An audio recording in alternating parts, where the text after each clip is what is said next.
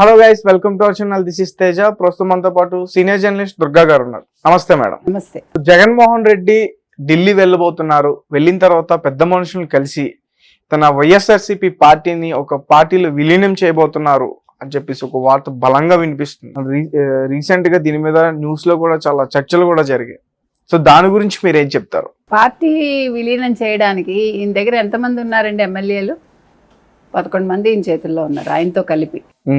కాబట్టి ముందు పార్టీ కాదు, ఆయన కేసుల గురించి ఆయన ఆలోచించుకోవాలి. ఇప్పుడు సిబిఐ అన్ని తవ్వి తీస్తుంది. ఈయన ఏ రోజైనా కూడా అరెస్ట్ అయ్యే అవకాశం అయితే ఉంది. ఇప్పుడు సిబిఐ మళ్ళీ రంగంలోకి దిగింది అనుకోండి. ఇంతకాలం ఆయన ఏం చేశాడు? నేను ముఖ్యమంత్రిగా ఉన్నాను, నేను కోర్టులకు హాజరు కాలేను, మినహాయింపు ఇమ్మని అడిగాడు. ఇప్పుడు నేను ముఖ్యమంత్రిగా లేను, నేను రాగలను అని సిబిఐ కోర్టుకి ఆయన ప్రతి శుక్రవారం హాజరు అవ్వాలి. మీకు గుర్తుంటే రివర్స్లో జరుగుతుంది. కాబట్టి పార్టీని విలీనం చేయటం అనేది జరిగే పని కాకపోవచ్చండి. కాకపోతే నా ఉద్దేశం ఏంటంటే, ఇప్పుడు విజయమ్మ గారు వెనక్కి వచ్చారు, కొడుకుతోటే ఉంది ఆవిడ. విజయమ్మే చెప్పింది నా కొడుకును ఓడించండి అని, అవునా కదా చెప్పింది. సో ఆవిడ అపోజిషన్ కూడా రాకూడదంది అన్నట్టుగా మనకు వార్తలు వచ్చాయి. అంటే అపోజిషన్ లో కూడా జగన్మోహన్ రెడ్డి కూర్చోకూడదని. కానీ మన అపోజిషన్ లో జగన్మోహన్ రెడ్డి కూర్చోవాలని మనందరం చెప్పాం.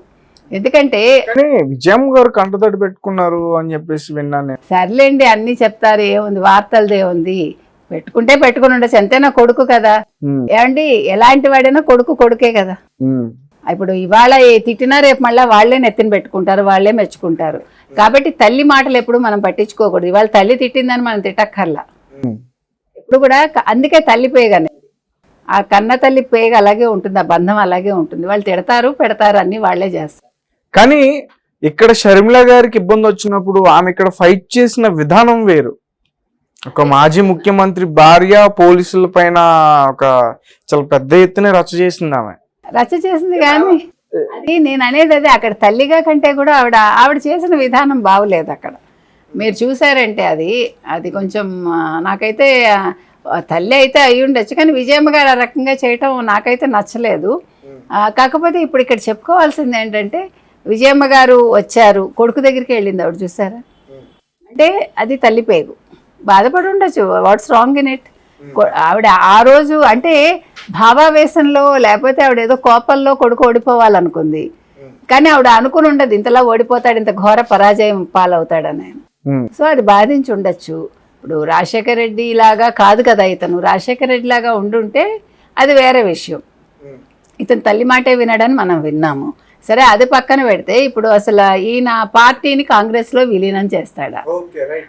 పార్టీలోనా అంటే మళ్ళీ అన్నా చెల్లెలు కలవబోతున్నారు. అన్నా చెల్లెలు కలవచ్చు కాదు, వినండి.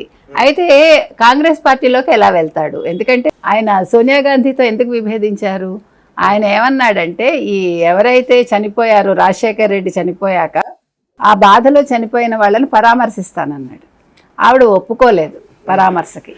అప్పుడు విభేదించి బయటకు వచ్చి ఆయన వైఎస్ఆర్సీపీ పెట్టాడు. సో ఇప్పుడు మళ్ళీ ఏ మొహం పెట్టుకుని సోనియా గాంధీ దగ్గరికి వెళ్తాడు? అంటే నేను ఓడిపోయాను అని మళ్ళీ కాళ్ళబేరానికి వెళ్తాడా? అది జరిగే పనే? జగన్మోహన్ రెడ్డి చేస్తాడా? జగన్మోహన్ రెడ్డి లాంటి వ్యక్తులు అలాంటి వాటికి ఒప్పుకోరండి నాకు తెలిసి. అయితే ఇక్కడ ఇంకొకటి మనం ఆలోచించవచ్చు ఇంకో విధంగా. ఇప్పుడు జగన్మోహన్ రెడ్డిని వదిలేసి 11 మంది ఈ 10 మంది వెళ్ళిపోయారని అనుకుందాం. ఎవరి ప్రయత్నాలు వాళ్ళు చేసుకుంటారు కదా. ఇప్పుడు నెక్స్ట్ కూడా వైసీపీ వస్తుందని మనం అనుకోక్కర్లా. నెక్స్ట్ 29లో కూడా మీకు అవకాశం లేదు, 34లో కూడా ఉండకపోవచ్చు. ఎందుకంటే లైన్లో లోకేష్ ఉన్నాడు, పవన్ కళ్యాణ్ ఉన్నాడు. కాబట్టి ఇప్పుడు వాళ్ళు పటిష్టం చేసుకుంటూ వెళ్ళి వాళ్ళు ఇప్పుడు మొత్తం అన్నీ కూడా సెటరేట్ చేశారు అనుకోండి. ఇప్పుడు వాళ్ళు అనుకున్నవి అప్పుడే ఫైల్స్ మీద సంతకాలు చేశారు, అమలు చేస్తున్నారు. కాబట్టి ప్రజలు వీళ్ళని నమ్ముతారు. ఇప్పుడు 4000 పెన్షన్ అన్నాడు ఆయన, జూలై నుంచి 4000 పెన్షన్ పడుతుంది, 7000 పడుతుంది, దివ్యాంగులకు 6000 పడుతుంది. అదే కదా ఇప్పుడు ఆయన సంక్షేమాలు ఇచ్చానన్నాడు. అవే సంక్షేమాలు వీళ్ళు ఇంకా ఎక్కువ ఇస్తున్నారు కదా. ఎలా ఇస్తారు? ఇది చేత కాదు, మా వల్ల కాదు, అందుకే మేము ఇవ్వలేదు. అలా ఎవడైనా ఏ ముఖ్యమంత్రి అయినా మాట్లాడతాడా? చేతకాని హామీలు ఇచ్చాడు చంద్రబాబు నాయుడు. వీళ్ళ ఏడుపు అదే కదా, సజ్జలదైనా అదే, జగన్మోహన్ రెడ్డిదైనా అదే.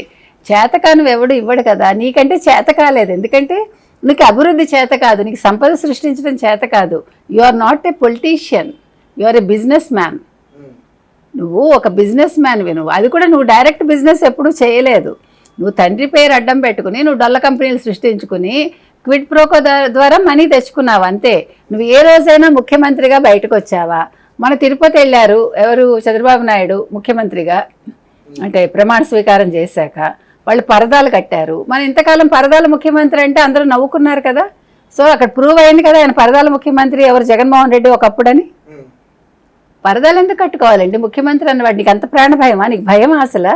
చెట్లు కొట్టించేస్తావు. అసలు చెట్లు కొట్టించటం ఏంటి? చెట్లు నీడనిస్తాయి, పక్షులకి ఆసరా ఇస్తాయి, ఆశ్రయం ఇస్తాయి. కాబట్టి భయస్థుడు అనేవాడు అసలు ముఖ్యమంత్రిగా ఎలా పనికొస్తాడు? మనిషికి ధైర్యం ఉండాలండి. ఓకే, ప్రాణం పోతుందా, పోని, ప్రజల కోసం పోయింది అనుకోవాలి. నువ్వు ప్రజాక్షేత్రంలోకి వచ్చాక నువ్వు ఏదైనా భరించాలండి. అలాంటి ధైర్యం లేనివాడు అసలు ముఖ్యమంత్రిగా ఉంటే అంత, పోతే అంత. ఇప్పుడు ఎమ్మెల్యేగా మిగిలాడు అంతే, అంతే కదా. ఇప్పుడు ఇంకొకటి పార్టీ విషయానికి వస్తే, ఇప్పుడు ఎమ్మెల్యేలు ఎంతమంది ఉంటారో తెలియదు. మొట్టమొదటిసారి శాసనమండలి సభ్యుల్ని కలిశాడు, శాసనమండలి సమావేశం పెట్టాడు. 5 ఏళ్లలో ఎప్పుడైనా వాళ్ళకి అపాయింట్మెంట్ ఇచ్చాడా? ఎమ్మెల్యేలు ఎవరైనా వెళ్ళి కలవగలిగారా? సజ్జలని తప్ప. ధనుంజయ రెడ్డి అంతా చక్రం తిప్పాడు కదా, సజ్జల చక్రం తిప్పాడు కదా. ఇవాళ వాళ్ళ వల్లే కదా ఓడిపోయాడు ఆయన. ఇప్పుడు నీకు బుద్ధి వచ్చిందా? నీకు ఇప్పుడు వాళ్ళు గుర్తుకొచ్చారా నీకు? మీరు శాసనమండలిలో మీరు బిల్లులు పాస్ చేయకండి, మీరు గట్టిగా ఉండండి. వాళ్ళు గట్టిగా ఉండరు, ఇప్పుడు బయటకు వచ్చి తిట్టుకుంటారు, నెమ్మదిగా జారుకుంటారు వేరే పార్టీలోకి. మీకు అర్థమైందా? ఇప్పుడు ఈ 10 మందిని కూడా ఆయన కాపాడుకోవాలి, ఈ శాసనమండలి సభ్యులను కూడా ఆయన కాపాడుకోవాలి. ఇప్పుడు వాళ్ళని కాపాడుకోలేదనుకోండి, ఇంకా పార్టీ ఏముంది? నిజంగా పార్టీ ఒకవేళ టేక్ ఓవర్ చేయాలంటే అప్పుడు షర్మిల చేస్తుంది, వైఎస్ఆర్సీపీ పార్టీ, నా ఉద్దేశం అయితే. అప్పుడు జగన్మోహన్ రెడ్డి కూడా ఏమీ చేయలేడు. అంటే ప్రజలు ఎంత ఆమోదిస్తారో మనకు తెలియదు, ఎందుకంటే మన 10% ఇచ్చారు కడపలో ఎవరికి, షర్మిలకి. కాబట్టి 10% షర్మిల గారికి వెళ్ళకపోతే బీటెక్ రవి గారు గెలిచేవారా? తెలుగుదేశం గెలిచేది. ఎందుకంటే వాళ్ళకి 45% ఎంతో వచ్చినట్టుంది, ఎగ్జాక్ట్ ఫిగర్ గుర్తులేదు కానీ. అందుకని రాజకీయాలు అంత ఈజీ కాదండి. తండ్రిని అడ్డం పెట్టుకుని, చెల్లిని అడ్డం పెట్టుకుని, అమ్మని అడ్డం పెట్టుకుని, అదేంటి బాబాయిని చంపి ముఖ్యమంత్రిని అయిపోదు. ఇప్పుడు గులకరాయిని తెచ్చుకుని, అంతకుముందు కోడి కత్తి, గులకరాయి సతీష్ని తెచ్చుకున్నావు. గులకరాయి గురి తప్పింది కదా ఆయనకి, అందుకే ముఖ్యమంత్రి పదవి పోయింది. కాబట్టి రాజకీయాలు చేయడం అంత ఈజీ కాదండి. ప్రజలకు అభివృద్ధి చేయటం అనేది ఇప్పుడు చంద్రబాబు నాయుడుని చూసి ఆయన నేర్చుకోవాలి. అంటే విజన్ అనేది ఎలా ఉండాలి, ప్రజలకు ఏం కావాలి. ఆయన ముఖ్యమంత్రి మీరు అన్నట్టు 2029లో కానీ 2034లో కానీ ఖచ్చితంగా పవన్ కళ్యాణ్ గారు అలాగే లోకేష్ గారు ఇద్దరు రేజ్ లో ఉన్నట్టు. ఎందుకంటే వీళ్ళని ఆల్రెడీ చూసేశారు, వాళ్ళని చూడలేదుగా. ఇప్పుడు మీకు ఇంకో మంచి ఏం జరిగింది అనుకుంటున్నారంటే ప్రజలు, ఇప్పుడు జగన్మోహన్ రెడ్డికి 2019లో ఇవ్వడం కరెక్ట్ అనుకుంటున్నారు. ఇప్పుడు ఇవ్వలేదనుకోండి, మనకి చెడు తెలియదు కదా. వాళ్ళ భ్రమల్లో ఎలా ఉంటారు, అయ్యో రాజశేఖర రెడ్డి కొడుకు మనం ఇవ్వలేదు, ఒక్క ఛాన్స్ అడిగాడు, అయ్యో ఆ బాధ ఉండిపోయేది ప్రజలకు కానీ ప్రతిపక్షానికి కానీ. ఇప్పుడు అది లేకుండా ఒక టర్మ్ ఇచ్చేశారు, నేనేం చేయలేనని ప్రూవ్ చేసుకున్నాడు, నేను పరదాల ముఖ్యమంత్రిని అని ప్రూవ్ చేసుకున్నాడు.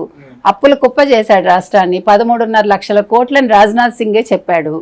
కాబట్టి ఇప్పుడు ప్రజలకి ఇంకా అసలు ఇప్పుడు జగన్మోహన్ రెడ్డి గుర్తు రాడండి. ఇప్పుడు వరుసగా ఎవరు చంద్రబాబు నాయుడు గారు చేసుకుంటూ వెళ్ళిపోయారు అనుకోండి పనులు. Already he started his work as a CEO, he started how to do, what to do అనేది.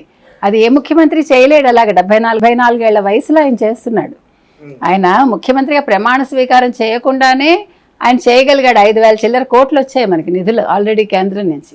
ఓకే. సో మనుషులు ఏమంటున్నారంటే, ఈయన ఇంకో విషయం మాట్లాడాడు, ఎవరు జగన్మోహన్ రెడ్డి హోదాను తెచ్చుకోలేదు, 18 మంది ఎవరు ఎంపీలు ఉన్నారు, అది బార్గెన్ అసలు నువ్వెవడు మాట్లాడటానికి సిగ్గుందా? 5 ఏళ్ళు ముఖ్యమంత్రిగా ఉండి ఏం చేసావు నువ్వు? అక్కడికి వెళ్ళి ఢిల్లీకి వెళ్ళి ఈ కేసుల గురించి మాట్లాడుకుని వచ్చావు, నువ్వు మాట్లాడతావు ఆ విషయం? హోదా కాదు కావాల్సింది, మనకి నిధులు కావాలి, రాష్ట్ర అభివృద్ధి కావాలి. దానికి ఏ రకంగా చెయ్యాలో చంద్రబాబు నాయుడు గారికి తెలుసు. సో ఒక ఎమ్మెల్యేగా జగన్మోహన్ రెడ్డి మాట్లాడాలి. ఓకే.